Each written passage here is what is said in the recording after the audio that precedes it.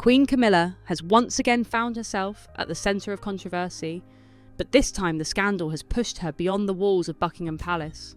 Reports say she has fled the United Kingdom on her own private jet, leaving behind her estate and perhaps her role within the royal family.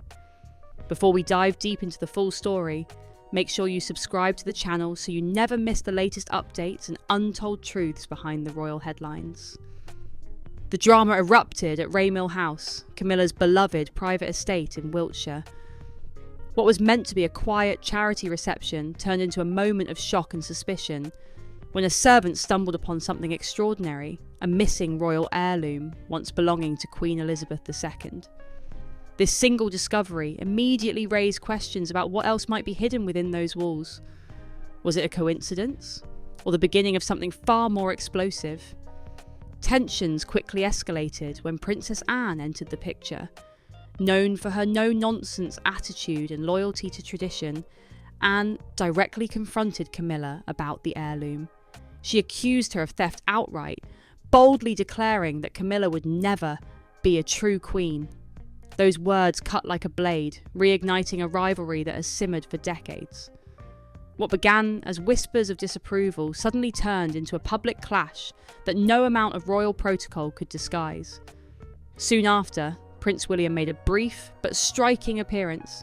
His expression was said to be grave, while King Charles stood visibly shaken by the accusations hurled against his wife. Within hours, a secret family meeting was convened behind closed doors. While details of what was said remain hidden, one decision became clear.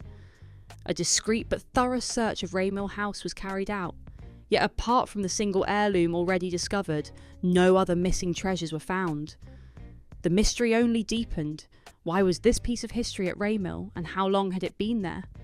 This was not just another scandal for the papers, it was a direct confrontation within the royal family itself.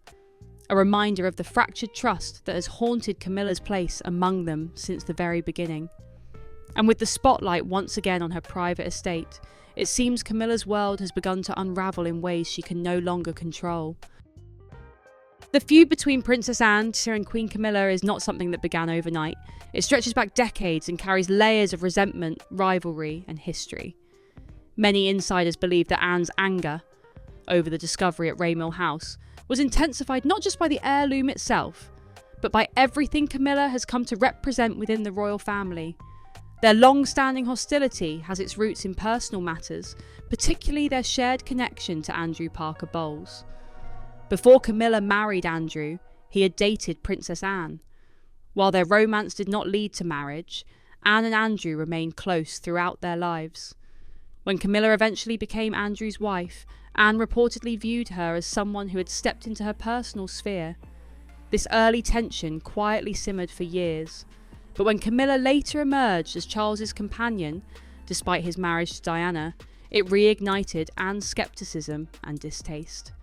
To Anne, Camilla has always been a figure who takes rather than gives. That sentiment became painfully visible during Charles's coronation. While many expected Camilla to be honoured as Queen Consort, following the late Queen Elizabeth II's clear wishes, Charles made the unprecedented announcement that Camilla would be styled simply as Queen.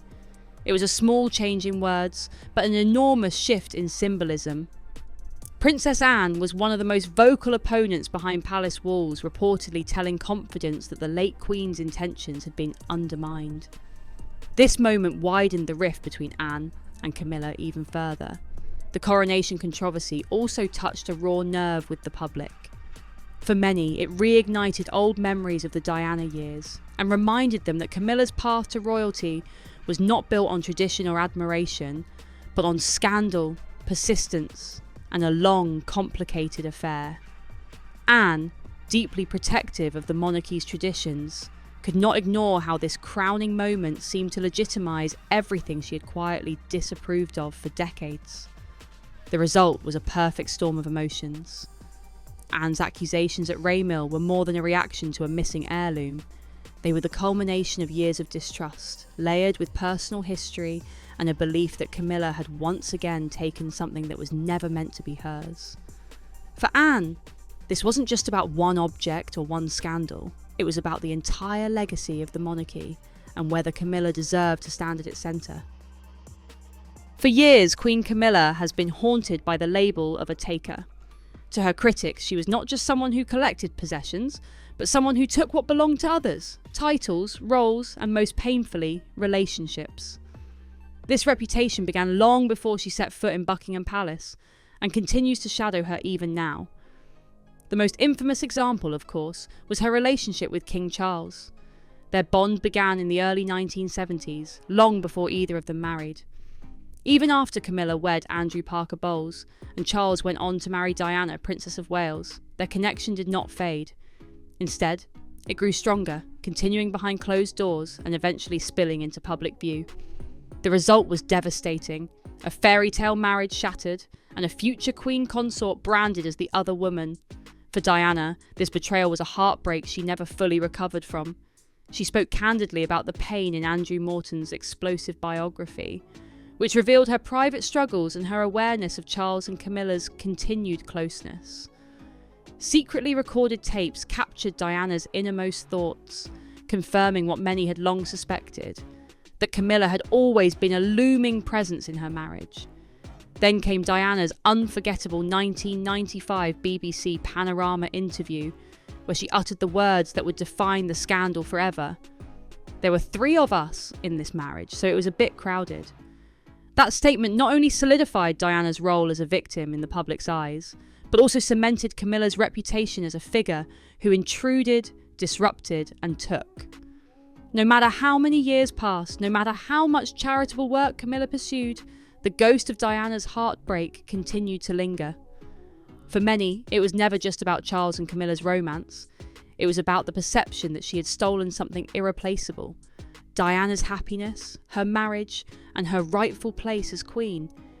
Even within the royal family, whispers of this reputation persisted. Princess Anne's confrontation at Raymill was not just about an heirloom. It was about this larger, unshakable narrative that Camilla had built her life by stepping into spaces that were never meant for her. And as history shows, once a figure within the monarchy is branded with a role, whether hero, victim, or villain, it is nearly impossible to escape. The shadow of scandal has never strayed far from Camilla, and one of the most infamous chapters was the Camillagate phone call. In the early 1990s, a secretly recorded conversation between Charles and Camilla was leaked to the press, and its contents shocked the world. The deeply personal and intimate remarks, mocked and replayed endlessly, did irreparable damage to Charles's reputation and further cemented Camilla as a controversial figure in the public eye. For Diana's supporters, it was undeniable proof of what she had endured: humiliation, betrayal, and the collapse of her marriage played out on a global stage. The fallout was immense. Diana became the symbol of grace and suffering, the young princess wronged by both her husband and his mistress. The public embraced her more fiercely than ever, while Camilla became the silent antagonist in a narrative she could not control. Newspapers labelled her as manipulative, cunning, and undeserving of royal standing. For years she stayed largely out of sight, knowing that her very presence sparked outrage. Yet, after Diana's tragic death in 1997, the monarchy faced a dilemma.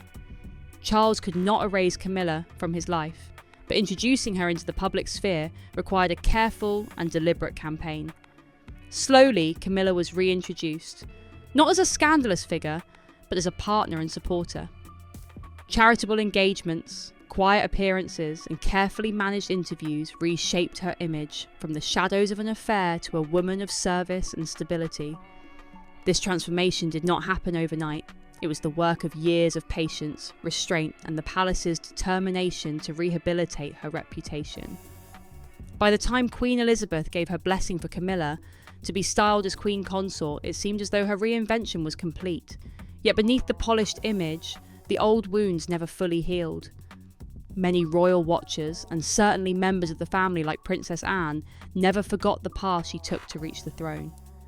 The discovery at Raymill House has now cracked open those wounds once again. What should have been buried as history has been dragged back into the present, reminding the world of Camilla's long, complicated journey, from mistress to pariah to queen, and the scandals that defined every step along the way. Now, with the latest scandal erupting from her private estate, Queen Camilla's carefully rebuilt image has begun to collapse in spectacular fashion. The discovery of a royal heirloom at Raymill House was more than a single object found out of place. It became a symbol of every accusation, every suspicion, and every doubt that has followed her for decades. And as whispers turned to open confrontation, Camilla made her most dramatic move yet, boarding a private jet and leaving the United Kingdom behind. For those watching closely, her departure feels less like a temporary escape and more like a final retreat.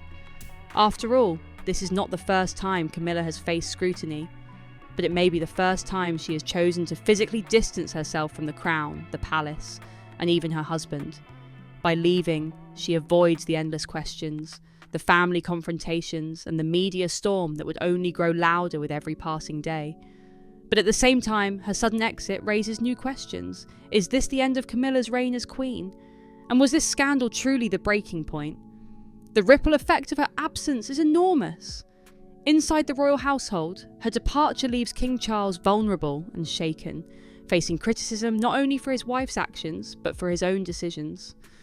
It was Charles, after all, who insisted on elevating Camilla from queen consort to queen, despite the late Queen Elizabeth's wishes and the objections of his sister, Princess Anne. That bold choice is now under fire, with critics asking if it was a mistake to place Camilla in a role so contested from the very start. Beyond the palace walls, public opinion is once again sharply divided. Supporters of Princess Diana see this as long overdue justice, a reckoning for the years of heartache that Diana endured while Camilla stood by Charles's side.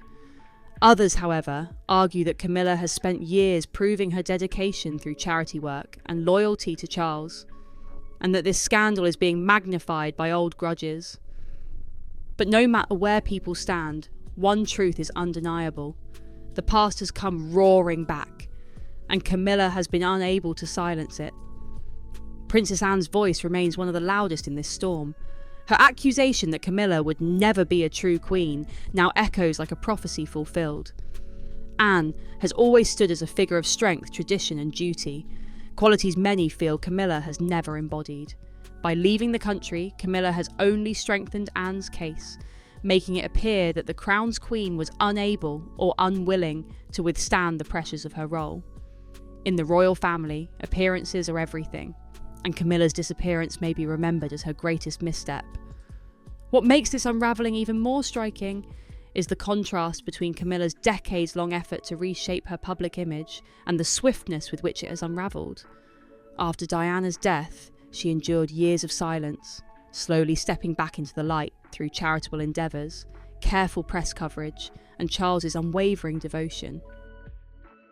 By the time of the coronation, she appeared to have won, if not the public's love, at least their tolerance. Yet all it took was one scandal at Raymill to send everything crashing down. The symbolism of Raymill House cannot be ignored. Unlike the official royal residences, Raymill was Camilla's personal sanctuary. Purchased long before she became queen, it was where she retreated for privacy, independence, and distance from the pressures of royal duty. For an heirloom belonging to Queen Elizabeth II to be discovered there, of all places, strikes directly at the heart of her credibility. To some, it suggests not just negligence, but betrayal. To others, it is a poetic irony. The private home that once sheltered her now serves as the setting of her undoing. And so Queen Camilla's story has come full circle, from her early years as Charles's forbidden love, to the scandals that rocked Diana's marriage, to the ridicule of Camillagate, to the painstaking reinvention that carried her to the throne. Her life has been defined by taking steps forward, only to be pulled back by the weight of controversy. Now her flight from the UK may be the ultimate step backward, a silent admission that the role of queen was never truly hers to hold. As her jet disappears into the sky, the monarchy faces yet another storm of uncertainty. Will Camilla return and attempt to reclaim her place, or has she quietly accepted exile as the price of her past? For King Charles, the decision to elevate her as queen may haunt him as one of the most controversial choices of his reign. For Princess Anne, it may feel like vindication after decades of mistrust. And for the public, it reignites the same question that has lingered since the days of Diana. Can Camilla ever escape the shadow of being the other woman? History has shown that the monarchy is built on resilience, but it is also built on perception. And right now, perception is working against Queen Camilla. The discovery at Raymill, the confrontation with Anne, and her dramatic departure from the country combine into one defining image. A queen who could not endure the crown's weight. Whether she intended to leave for good, or simply to buy time, the damage has already been done. Camilla's exit may not only mark the end of her reign, but also serve as a cautionary tale of how the past can never truly be buried, even beneath the walls of a private estate.